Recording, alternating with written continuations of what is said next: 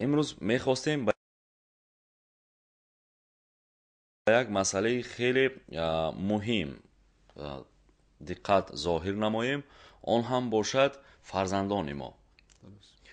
باید گفت که تربیه این عملی خیلی طولانی است و از روی چطور میگن با تنظیم از روی سیستم معین باید صورت گیرد و پیش از همه برای موفق شدن انسان به خود اعتماد باوری داشته باشد که آن را امکان پذیر است هنگامی از کودکی تربیه دادن. میخواستیم امروز دایر به آن موضوع صحبت کنیم که ما چگونه فرزندان خود کودکان خود را در تفکر آنها اعتماد به خود باوری به خود و باوری به موفقیت در زندگی تربیه کرده باشیم. در این خصوص میخواستیم صحبت کنیم. саломат бошед. Ассалому алайкум бинандагони азиз. дар ҳақиқатан нисбати тарбияи фарзанд бисёр бузургони мо бисёр китобҳо навистаанд. мутаассифона на ҳар кас аз он чиз бархӯрдор асту на ҳар кас аз он чиз баҳра мегирад. албатта пеш аз ҳама барои тарбияи фарзанд гуфтам мугӣ ки яке аз беҳтарин гуфтам мугӣ ки саҳмегузориҳо ин ба фарзанд мебошад барои ояндаи онҳо. албатта шумо чӣ хеле ки қайд кардед воридҷон, эътимод, яъне имрӯз кӯдак ҳоло ки вай кӯдак аст, наврас аст, ба худ боварӣ надорад.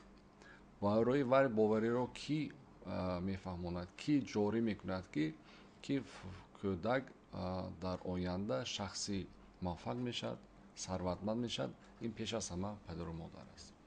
албатта барои кӯдак барои як чизро фаҳмонидан бояд муқоиса бошад.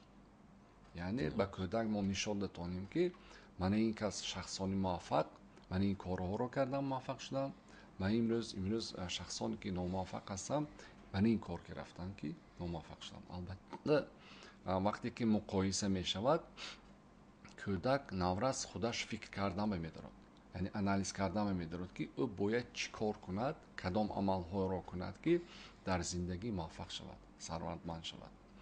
албатта имрӯз фақат ту бояд муваффақ шав гуфтан ин кам аст.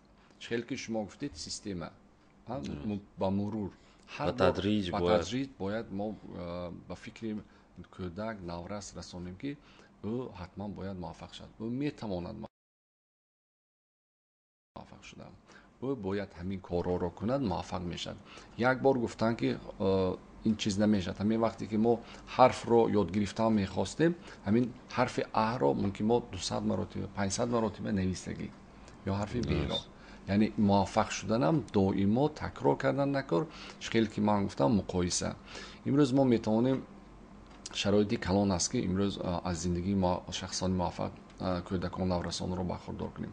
онҳоро барем ба заводу фабрикаҳо, ба корхонаҳои калон, ба ресторанҳое ки имрӯз кушода шудааст, кор шуда истодааст, ва онҳоро барем ба бозори мардикор ки имрӯз манаиқи табақа шахсоям ҳастанд ки онҳо аз болои худ кор накарданд, яъне дониш нагирифтанд, илм нагирифтанд, мисол ҳамин рӯз ба ноил шуданд. албатта ба кӯдак мо фаҳмонем ки бит умним выгодно. доно будану илмдор будан имрӯз ҷамъиятда беҳтару хубтар аст. барои ҳамин имрӯз бисёр адабиётҳо ҳаст. дар маркази рушди инсон само ҳам як китобе ки ҳаст ки могинияни ребёнок, яъне фарзандро аз хурдагӣ мо чӣ бояд чӣ хел тарбия кунем ки муваффақ шавад дар зиндагӣ, ба худ бовар кунад ва вақти худро самаранок истифода барад. ташаккур. албатта мисоле ки шумо овардед малоли хотири ягон нафар нашавад. гуфтед ба бозори мардикор ба ҳар бобат ҳаминро гуфтеду дар шабакаҳои иҷтимоӣ як карикатура мегӯянд. ҳамонро дидам. нафаре талбанда аст, пул мепурсад, падараш ба кӯдак мегӯяд ки фарзандам бубин ту агар нахонӣ монанди ин нафар талбанда мешавӣ. вале дар он ҷо он талбанда садо мебарорад ки мебахшед акоҷон, ман ду диплом дорам. бинобар ин малоли хотири он нафароне ки бо мардикорӣ машғул ҳастанд нагардад. бо вуҷуди он як масъалаи дигар, албатта мисолҳоро қиёс кардан ин як роҳи амалӣ аст. хеле хуб таъкид намудед, зеро бисёр нафар عملیه‌ро میپرسند. ما میگوییم با آداب شو، موفق شو، درس رو خوان، ولی عملیه چگونه است؟ یک مثال مشخص آوردید که باید قیاس کردن، نشان دادن این حالت و آن حالت. دیگر طرفی مسئله، بهترین مثال زنده برای فرزند این والدین موفق است. البته پس اگر ما که موفق نیستیم، ما چگونه موفقیت و حسی باوری رو در کودک؟ البته میگویند که با فرزند نگو که چیکار کند، تو خودت کاری کردنت رو فرزند میکند. امروز پیش از همه پدر و مادر خودش نمونه باید باشد. اون عملهایی که امروز پدر و مادر میکند با فرزند این نمونه عبرت. اکنون اینو ببینید که اگر وی چی و بیایی میگه زندگی و بیایی میگه، بعضی نفرها پدر با برادر و خواهرها ناگبی هستند، نه که میخواهند که فرزندای خودشون اهل باشند. نه، با هم عیناً پدر و مادر چه خیلی که هستند همین خیلی میشن. یا نسبتی پدر و مادری خود، یعنی کهن سالم، نه اونقدر چی گویم وای دارم مهر و محبت و یا خدمت میکنن. نه که میخواهند که فرزندای خودشون با آنها خدمت کرده باشند. نه، آنها نیز اون عملی که پدر و مادر کرد همون رو میکنن. البته ما خودمون پیش از همه باید نمونه باشیم. ما کارهای خیر رو، راستگویی رو، راستقالی رو، مهنت حلال رو، دانش آموزی رو ما خودمون از خودمون. اکنون اینو ببینید که امروز اکثر آدم با کار و زندگی بند و فرزند وقت جدا نمیکنند. وقتی درس گرفتن یا خوندن یا مصلحت کردن، درسش رو پرسیدن وقت ندارن. همین موری چون من وقتم نیست، کارم بسیار.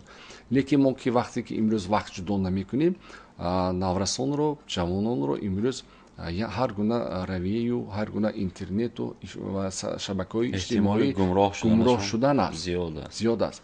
اکنون وقتی که ما با آنها وقت میگذاریم، بهترین وقتی گذراندن ما با فرزند است، تربیت آنها است، تربیت راهی درست نشان دادن. چون که تا ما این کارها رو نکنیم فرزندان رو دیگر میبرن. مکتب درست، مکتب امروز علم میتید، دانش میتید. بعد از مکتب امروز ببینید که مکتب 5 ساعت باشد، دیگر ساعت ها در کجا هستن؟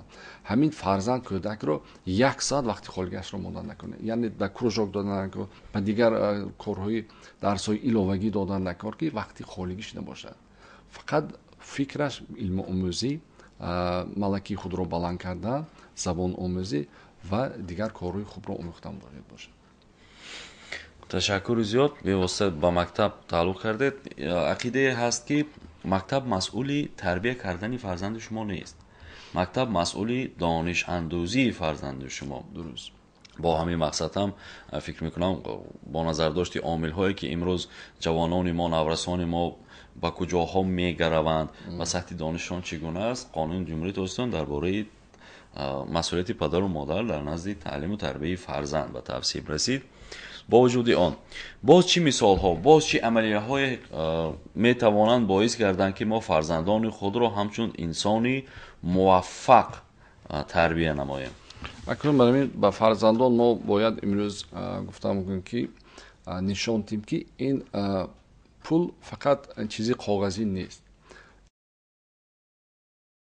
امروز همین صرف کردنی پول، یعنی همین لباسی آنها هم نیست، این مبلغ میباشند. یعنی اشیایی که در صنف یا در مکتب کار میفرمایند و هم مبلغ است. همین در خانه ما چیل اشیایی که نباشد این هم مبلغ است.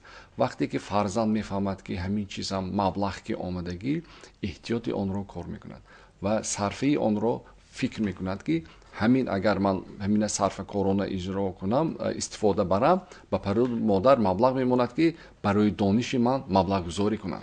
یعنی احتیاط کردنی چیزی خود.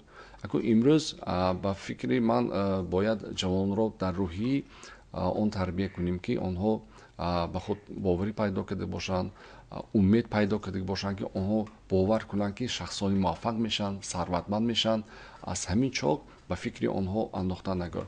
همین کدام اگر تاریخی آدمای بزرگ را ببینیدم که آنها از خوردی پدر یا مادرشون چنین سخنها رو گفتن، یعنی در معنی آنها تخم موفقیت رو گذاشتن که آنها شخصای بزرگ شدن. البته بسیار کشفیاتایی که شده است از طرف عالمان، مثال در ایام جوانی میباشد تا سن 30 سالگی، 25 سالگی، یعنی عینی ملکی کار فرمودن، تجربه کار فرمودن، یعنی قوتی بسیار دارند در این وقت. ташаккури зиёд. бинандагони арзманд, ёдовар мешавем мусоҳиба дорем бо Рустам Раҳматулло, коршиноси доимии барнома, роҳбари маркази рушди инсон само дар вилояти Суғд. имрӯз аллакай курсҳои шумо бо наврасон чӣ гуна аст? албатта